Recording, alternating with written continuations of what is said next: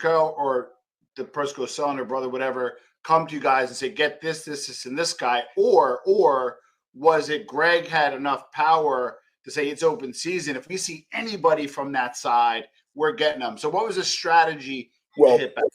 Here's what the strategies. First of all, both sides would divide and conquer. We were hoping they would crack and some guys would start trickling over, which did happen. They were hoping to break us down. Eventually, Nicky Black threatened to kill me and my partner Jimmy to weaken Greg.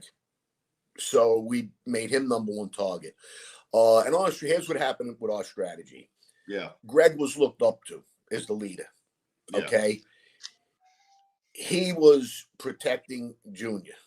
His war was to protect Junior. Now, trying to kill him certainly motivated him further, but if it wasn't for them trying to take over, there wouldn't have been a war. Correct. So they tried to take over. So our strategy was just to be out there looking, and when they're spotted, take them out. It wasn't any sneak, like we were hiding in trees, although we've done that in the past, or we were out there looking every day. We had a scanner, so we were listening to the law as they were following us, we were following our enemies.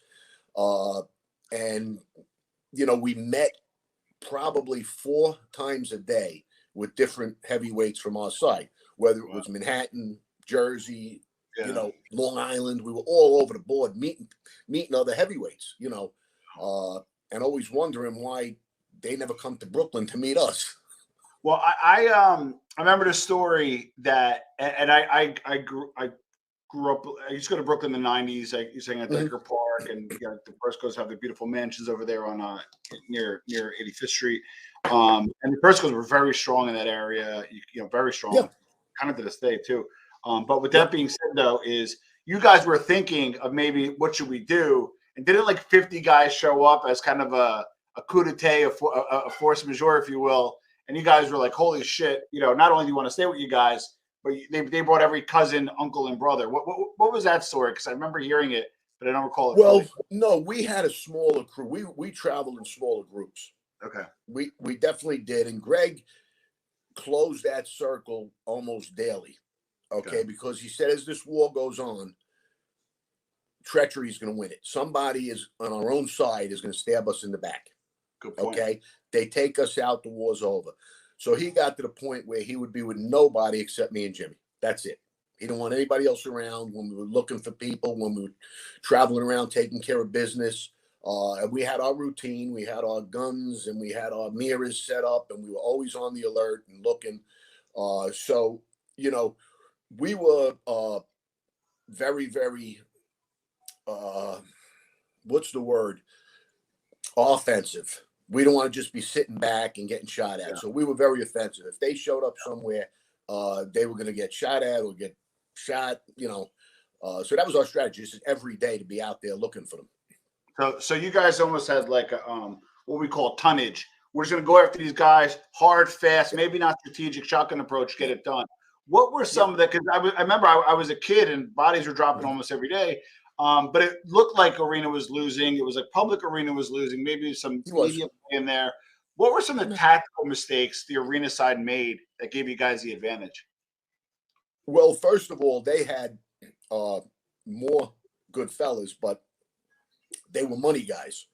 Well, I was going to say, they weren't all shooters. We had 30 guys. Everybody was a shooter around Persico and Greg. And so we outnumbered them as far as that. And being less guys was harder to find. They had so many. And early on, Vic was brazen, and he told his guys to stay out at the clubs. Don't you close your clubs. And that was a terrible mistake because he wasn't at his club. He was in hiding, but he was telling them to go out. And they were, we were able to find different places. And don't forget, Greg had his information coming in. We found out where a lot of the enemies were, their businesses, what time they went. So, we were able to, find guys and look like we were all over the place because we had information. Yeah. And it was kind of the gangsters versus racketeers.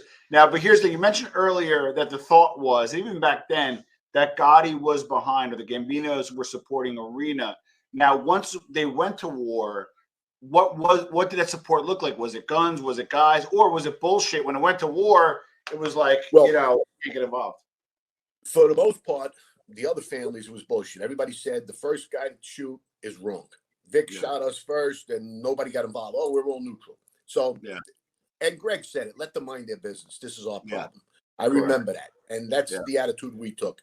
John was definitely behind them. It went as far as later on in the war. There was some beefs we had with them where we pulled up with like maybe 7 guys, and they literally had 100 guys lining the social club. Wow. We pulled up, got out of the car, went and discussed the business and left. And I remember saying to myself, if it was the other way around, they'd never leave the club. So Greg, put us in some precarious positions. But then a few weeks later, it was the other way around where they came to see us for a beef, and there was 4 of us there, and they drove off because Greg was one of them. They didn't want to sit with him. So there was a lot of a battle of nerves for a while, you know. But then when it became a shooting war and they couldn't get us, and to go to your question, Vic actually asked John for help if he could help if he could take out Greg. Now, some of the guys were insulted by that because